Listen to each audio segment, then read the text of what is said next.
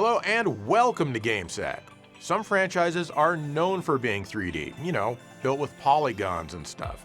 But as those franchises got popular, companies would sometimes release 2D versions into their respective series, and that's what we're talking about today. Usually they'd release them onto portable consoles, so yeah, a lot of stuff from the Game Boy family in this episode. Anyway, enough with my dumb face for now. Let's get to it. Anyone remember the Medal of Honor series? Well, this is Medal of Honor Frontline on the original Xbox, which is not the first game in the series, but it's the one that I own. Saving Private Ryan came to movie theaters, and this is basically the unofficial game, at least in some ways. Actually, a lot of ways. This, as well as the other dozen or more games in the series, are first-person shooters where you go around and not just shoot things, but you need to accomplish certain tasks like meeting your captain on shore or rescuing other troops who are pinned down. It was fun at the time, and I could pretend I was a big war hero without actually enlisting. It is a good game, and I got pretty far into it, though I never finished it. Today it kinda pissed me off though. I go through and clear one gun deck, but I can't enter this door because I didn't destroy them both. However, I can't go back and get the other one because this panel on the floor has closed and the game doesn't provide me any way to open it. And there's literally nowhere else I can go but this panel and the door I can't go through. Believe me, I looked many times. Am I the only one who's doing anything in this entire war? This one kind of makes me want to watch Saving Private Ryan though.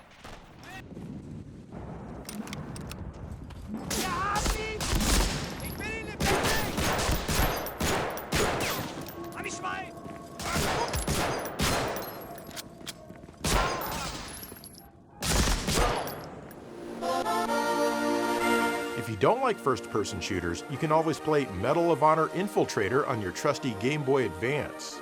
Once again, you're the only soldier doing anything in the entire war. It's for you to win and you alone.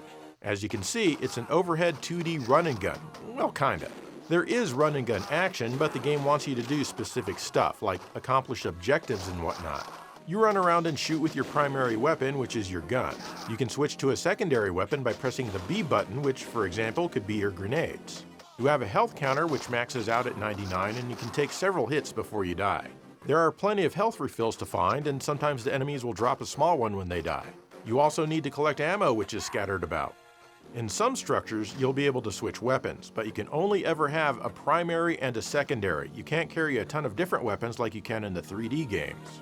These structures also act as checkpoints if you die. But keep in mind, if you accomplish some mission objectives after reaching this checkpoint and then die before reaching another structure, you'll have to do them again. So go into these buildings every time you see them, even if you've already been inside them before. Sometimes you'll play an Operation Wolf style level where you move a crosshair around and just blast everything. These are a good change of pace. I did find that it's pretty tough to die here though. Sometimes the game even wants you to sneak around, like a ghetto version of Metal Gear Solid. Personally, I usually don't care about sneaking around, so I just go in guns a-blazing. Yeah, that alarm sound gets really annoying, but to me it's preferable to sneaking around. The game has a fair amount of difficulty, but nothing too overbearing. Thankfully, it saves your progress. The graphics are really good with excellent artwork. I love all of the detail and the way you can walk behind or underneath some of it. There are even some full motion video clips in here for you to enjoy. Pretty impressive for a cartridge game, at the time. The sound would be really good if it didn't sound so thin, but if you just use the built-in speaker instead of headphones, it's pretty nice.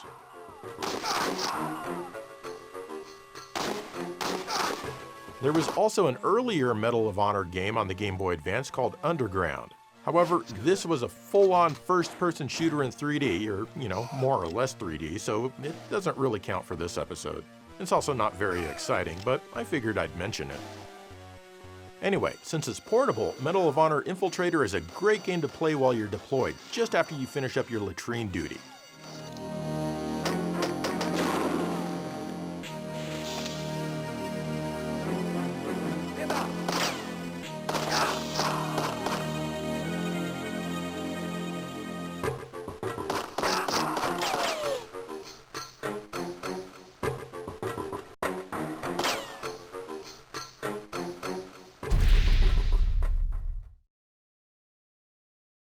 Next up is a franchise where the 2D version actually got some fairly good reviews in its own time.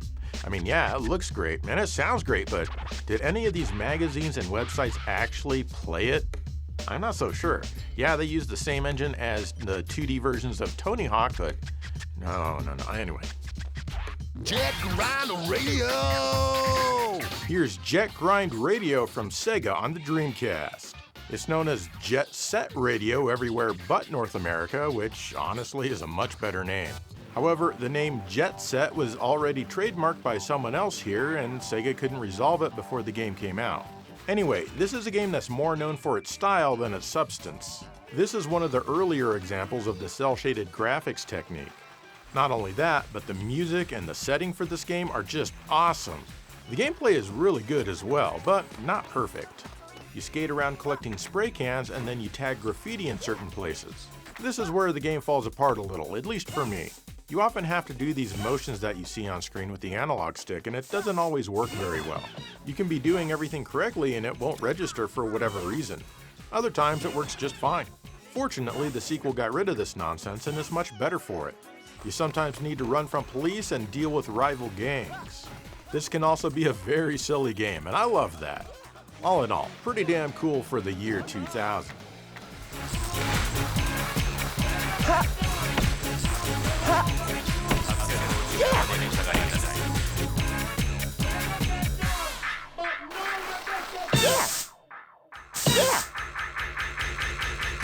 Jet Grind Radio!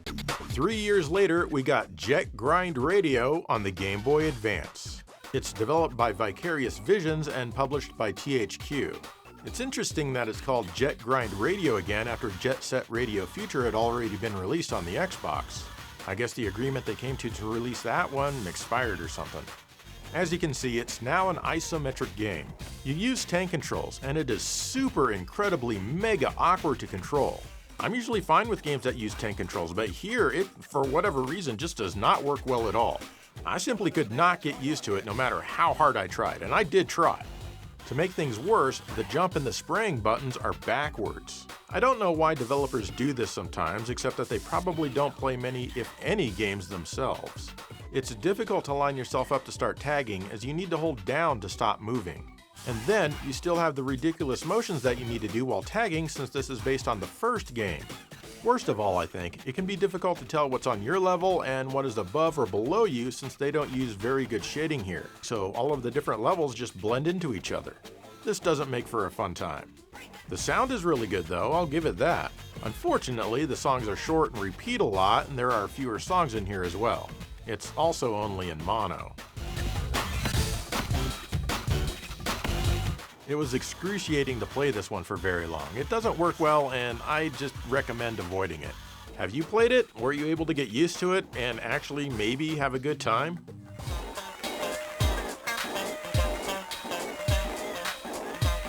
Identify the beat.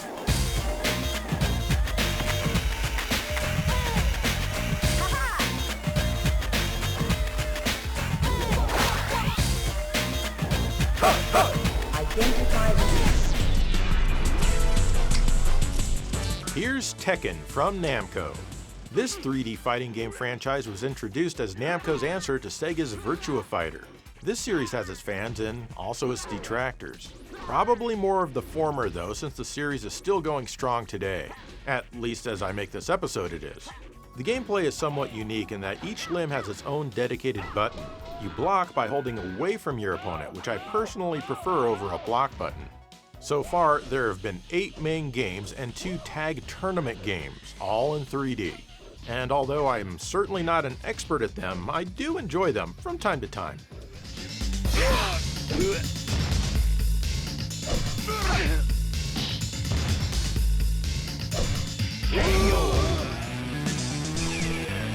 But in 2001, Namco brought Tekken to the Game Boy Advance as Tekken Advance. Here, you can choose to play as one of 9 characters. You can unlock the final boss Heihachi, but that's it. Basically, the game takes after Tekken 3, and it seems the characters are represented in that same style here. Obviously, they're 2D sprites now. The gameplay has been a bit simplified, with B punching and A kicking. The L and R shoulder buttons can be used for special things if you can get them to connect. If you hold up, you can jump. You can also sidestep by tapping up or down, which will rotate the Mode 7-like floor. This can help you avoid an attack, but your opponent always moves with you and you both will line up again in the same 2D plane after half a second or so. Honestly, this isn't too dissimilar to how real 3D fighting games work, and this is why I'm hesitant to call this a 2D fighter. Overall, the gameplay is fine. It feels like Tekken. I don't really know any of the moves very well, as I've never had a main guy in the series, I don't think. Heihachi is the final boss. Beat him and you get some scrolling credits. There's not much else to do here except a practice mode and a system link versus function. The graphics make good use of scaling everything, so they're pleasant for the system. It does a good job of mimicking the PlayStation 1 and 2 games. The audio is mostly fine, albeit designed more for the Game Boy Advance's built-in speaker and not for headphones. And it's completely in mono. Come on Namco, Tekken deserves better than this, even on the Game Boy Advance. Still, I have to say that this is a pretty good game of Tekken for the portable system. So what do you think? Is this a 2D game or is it a 3D game, since you can, kind of move around in 3D space? Round one, fight.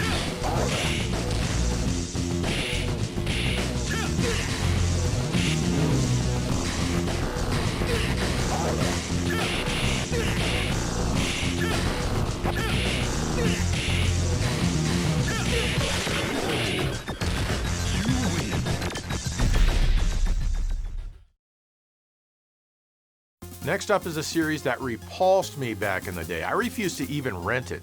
For whatever reason, I had a huge bias against first-person shooters. I really don't know why, but in my old age, I am able to have some fun with it. Now I get to talk about the 2D versions. Here's Turok Dinosaur Hunter on the Nintendo 64 from Acclaim.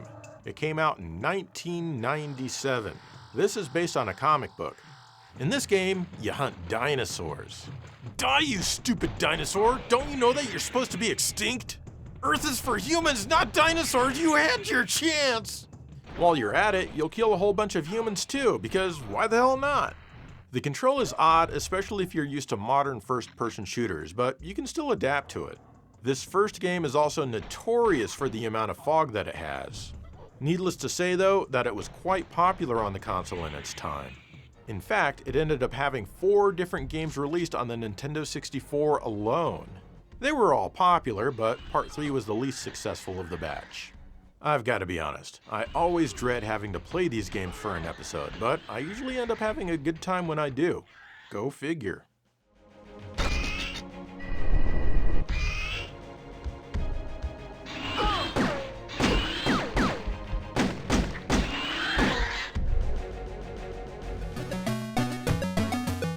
In 1998, we got Turok 2 Seeds of Evil on the Game Boy Color, developed by Bit Managers. This has nothing to do with the Nintendo 64 game of the same name. Instead, it's a 2D beat-em-up. Or wait, I can't even fight these people, what the hell? Okay, it looks like I can stun some of them, but that's it. Die, die, die! My punches mean nothing! Also, who the hell walks around with their arms up like this? I have to stun all of these guys to even get past this part. I love how the enemies are shooting at me from off the screen. Everyone loves that. Oh look, an item. Oh hell yeah boy, I'm turning into Turok Seeds of Evil, and I have a knife. Now I can kill these people, hell yeah. Well, at least some of them, why can't I kill this guy? It turns out that you need to kill all of the lizard men who are disguised as humans. To see which is which, you hold the select button. Kill them all and you get this screen. Now you can exit through this gate, which is in the first screen of the level. After this, the game seems straightforward, but it kind of isn't. You can collect different weapons, which is nice, and you switch between them by holding select and pressing left or right. I think it would work better if you could just tap select, but that's just me. You need to make your way around the stage and travel through different gates. For example, in order to activate this gate here, I need to go a few screens away and press this button. Alright, the gate is activated and I can go through. Now I'm riding a dinosaur, and I can shoot! And whoa, that jump is tough to make. It sucks, because I can't move to the left at all, just like Atomic Runner. Oh, and when you die here, you get sent back 2 screens. Why? Damn, this jump sucks. This game wasn't awful up to this point. Whew, okay, I made it. Thank goodness. Oh, look at this. Here comes another long jump. Ah! Yeah, oh well. This one also works on the original black and white Game Boy.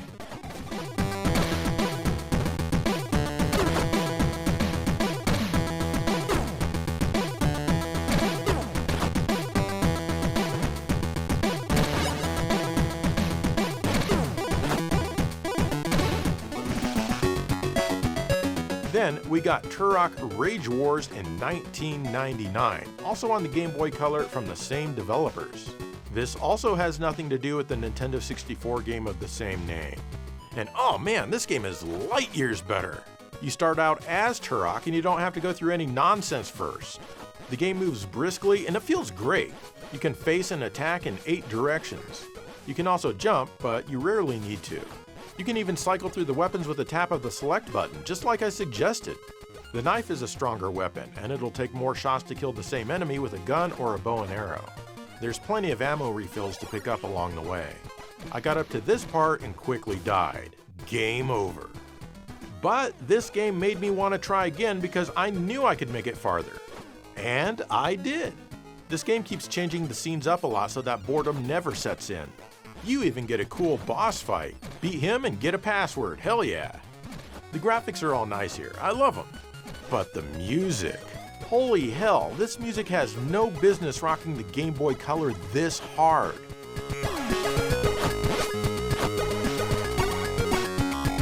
The first Turok Game Boy Color game has some good tunes, but this one dials it up to 11 with some amazing tunes and some intense stereo.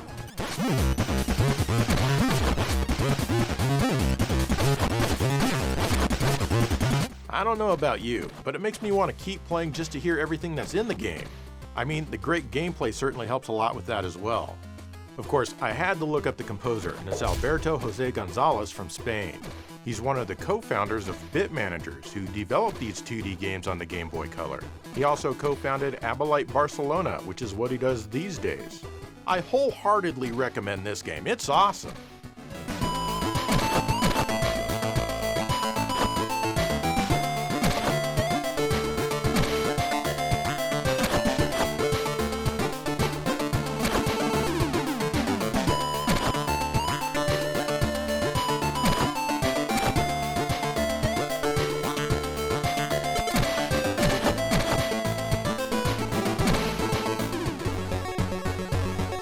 Then in 2000, Turok 3 Shadow of Oblivion came to the Game Boy Color. Same developers, and again, nothing to do with the Nintendo 64 game. Sadly, this one's a definite step backwards. You start out in a tank, and it controls fairly well. It of course uses tank controls, and they work perfectly fine here, unlike Jet Grind Radio. No issues whatsoever with the control. You blast things and look for yellow flags. Touch one and suddenly you're on foot. The controls here are exactly the same as Turok Rage Wars, which is good. Run around and kill everyone and get a key. Make your way to the exit and back in the tank you go. I'm not really liking how close to the edge of the screen my guy is in this part. It makes things rather difficult to avoid. Eventually you get to this maze and I can't figure my way out of it. I've been through this entire thing multiple times and there's just no way out here. I am clearly missing something, and the game is not doing anything to provide any clues. Also, why do the enemies look like Ninja Turtles? The music here is good, but nowhere near as nice as Rage Wars. I think this one could be good if there was a little bit more thought put into the design, but I can't really recommend it.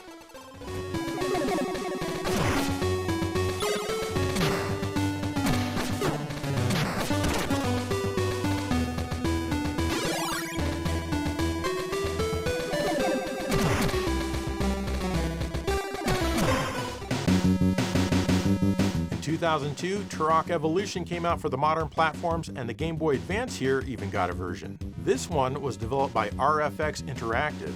It starts out fairly promising. You can choose between 2 different characters. I first chose this guy because he looks less cumbersome to control. It's a run and gun, and you can switch between weapons. You have 2 for default, but you can gain lots more. You have a life bar, and it drains fast. There are health refills, but not many. The enemies can and will spawn from nowhere and everywhere, and they absolutely do not stop spawning. I kept dying in the very first level, so I tried the bulky guy. He is much better with his yo-yo weapon. It's the best way to defeat this dinosaur in this building. I was able to make it farther into the game using him, but it's still not great. Some of the enemies are absolute damage sponges. Another thing that I don't care for is the screen snapping when you change directions. Trying to jump ladder to ladder will make you hate it, as it snaps back and forth for no reason. There's also this segment, which plays like a dollar store version of NOM 1975 on the Neo Geo. The difficulty balance here is absurd, as there's no way to move your cursor fast enough and there's a lot happening. At least the game throws you a bone and gives you a password. The graphics are actually pretty nice. I just wish that the gameplay lived up to them. The sound and the music aren't anything special, and of course it has that thin Game Boy Advance quality that rarely impresses. If you want to play Turok in 2D, play Rage Wars on the Game Boy Color.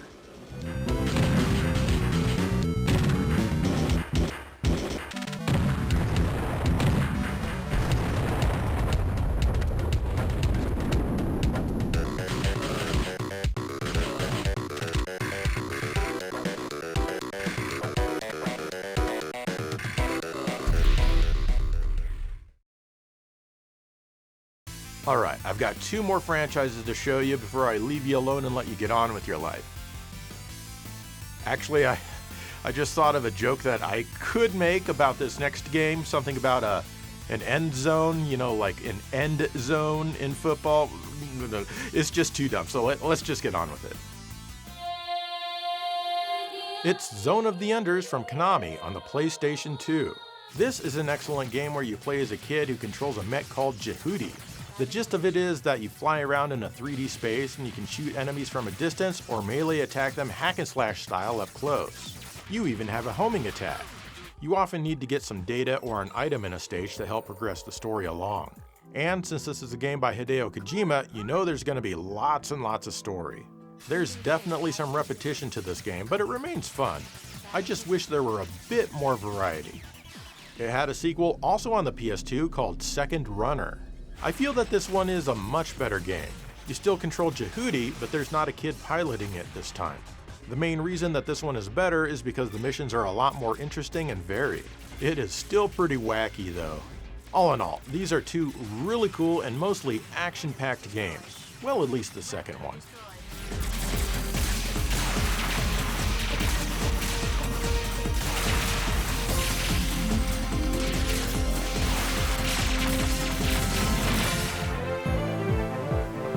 Between the release of the 2 PlayStation 2 games, Konami brought Zone of the Enders: The Fist of Mars to the Game Boy Advance. This one is a tactical RPG. Well, maybe with a bit less emphasis on the RPG part. As with the other Zone of the Enders games, there's a lot of story here. You're fighting all on your lonesome at first, but others quickly join in to help you out. This continues to happen throughout the game.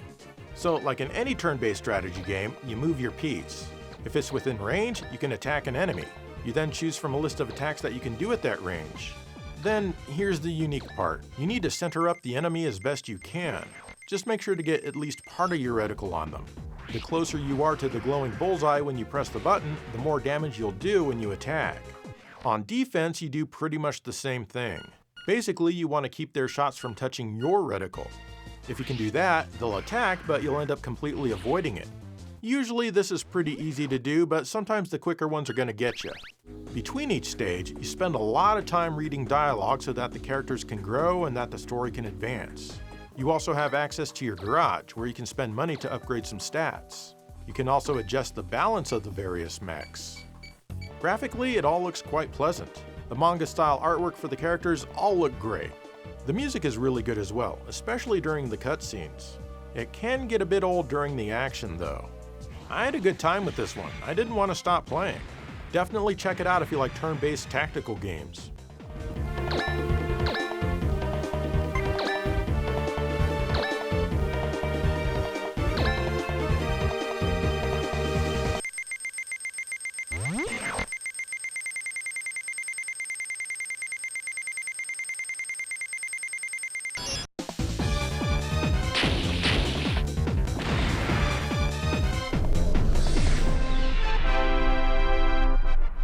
Here's Quest 64 on the Nintendo 64 from Imagineer, released in 1998. What, you didn't think Quest was a franchise? Well, it kind of is. This game never had a great reputation. This is one of only a small handful of RPGs on the console. You play as Brian, who is a young magician, and you're off to save the world and stuff. As you run around the overworld, you'll get into random battles. You have a weird ring around you which limits your movement, and so do the enemies. The entire battle system is actually kind of weird. You'll probably be doing melee attacks until you get used to it. You can call up one of 4 elemental magics with the C buttons and then press A to use them. You can combine them for different effects as well. Unlike most RPGs, your magic points rejuvenate on their own, which is good because you rely on your magic almost exclusively during the battles. The graphics are average for the console, I suppose. They're not bad, but there is a day and night cycle. The music isn't particularly good. The only decent tune is the battle music, which sounds like they ripped it from Final Fantasy VII.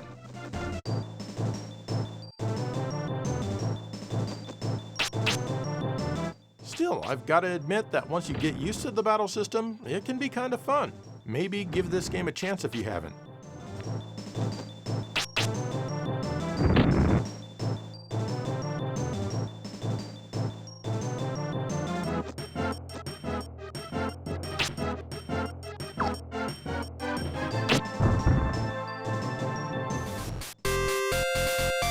The next year we got Quest Fantasy Challenge on the Game Boy Color, published by Sunsoft. In this game, you play as Brian, and your goal is to pretend that you're Dig Dug and walk around and collect all of the red jewels in each stage. Meanwhile, monsters will chase you down. You can drop treasure chests on them if you time it right, pretty similar to Dig Dug.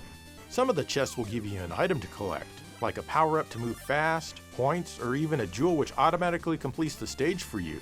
With the B button, you can shoot out a bubble which will screw up the enemy for a bit. Your bubble floats off screen and you can't use it again for several seconds. After every 5th stage, you fight a boss who has similar abilities as you. You know, being able to dig around and whatnot. You need to shoot them several times before they die. If they touch you once, you die. The graphics are fine for such a game, and so is the music, though from what I've played so far, the music never seems to change. I did get what looked like to be a password at one point, but I don't see anywhere on the title screen to input it, so I'm a bit confused with that. Otherwise, this is a fun game for car trips if you don't mind starting from the very beginning every time.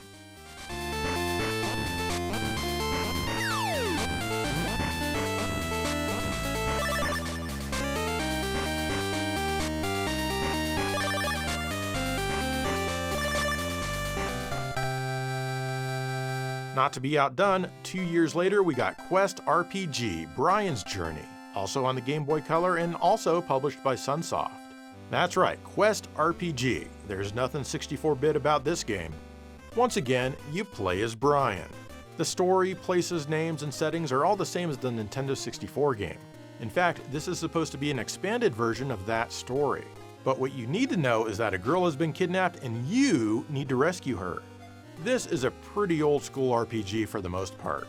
You wander around towns, talk to NPCs, fight battles, and all that. The battles are interesting though. You have a square that you can move around in, similar to the Nintendo 64 game, and as you can see, it's pretty tight. If you press B, that calls up your 4 elemental magics that you can do. Press a direction to select one, and then press the A button, and there goes your attack. Of course, each enemy will be more susceptible to certain elemental attacks. Some attacks, like Rock, can only be used when you're close to an enemy. You can also do a melee attack if you're right up against an enemy. You can combine attacks, eventually up to 3 at a time for unique effects, like raising your attack or defense, healing yourself, or just a stronger main attack. All of this is very similar to the Nintendo 64 game. You use 1 magic point per attack, so if you use 2 at a time, you use up 2 magic points. Magic points can be restored by continually pressing the A button during battle. You can power up your elemental attacks with experience after some battles. It's your choice which one. You'll often level up your hit points and magic points automatically at the same time. Interestingly, there's no currency system in the game. People generally just give you stuff, or you get it after a battle or from a treasure chest. Navigating through the towns and whatnot can be a bit cumbersome, as your entire character has collision applied to him. That means that it can be difficult to move around objects on the ground, as you can't go behind anything like in more elegant games. This certainly is not game-breaking, but it does make the game feel perhaps a bit primitive. The game's bosses can be pretty tough, so be sure to save often, which you can do in the pause menu. You may need to grind for a while. The graphics are fine, but basic. The music isn't particularly good, and overall it sounds rather abrasive.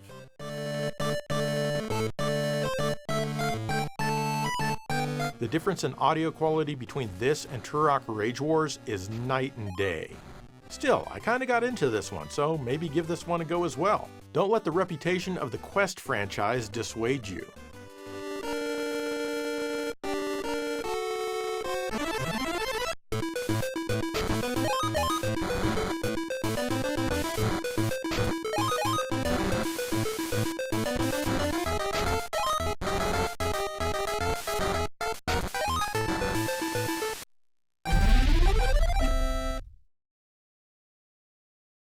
And there you go, 2D games in predominantly 3D franchises.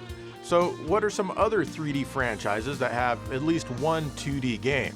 Let me know and maybe I'll be able to squeeze out and pinch off a third episode in this series. In the meantime, thank you for watching GameSag.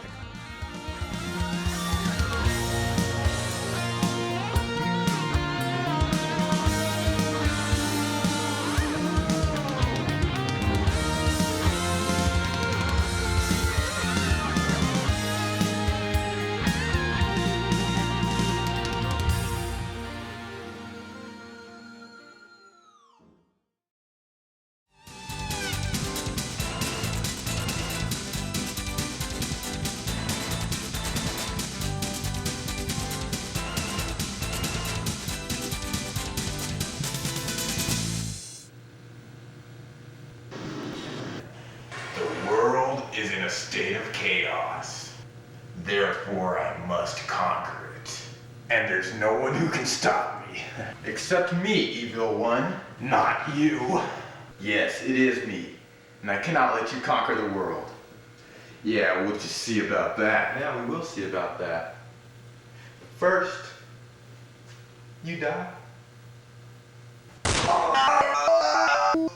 No one's gonna conquer the world, my friend, unless it's me.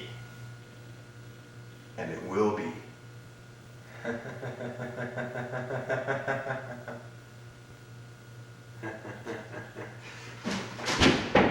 The end.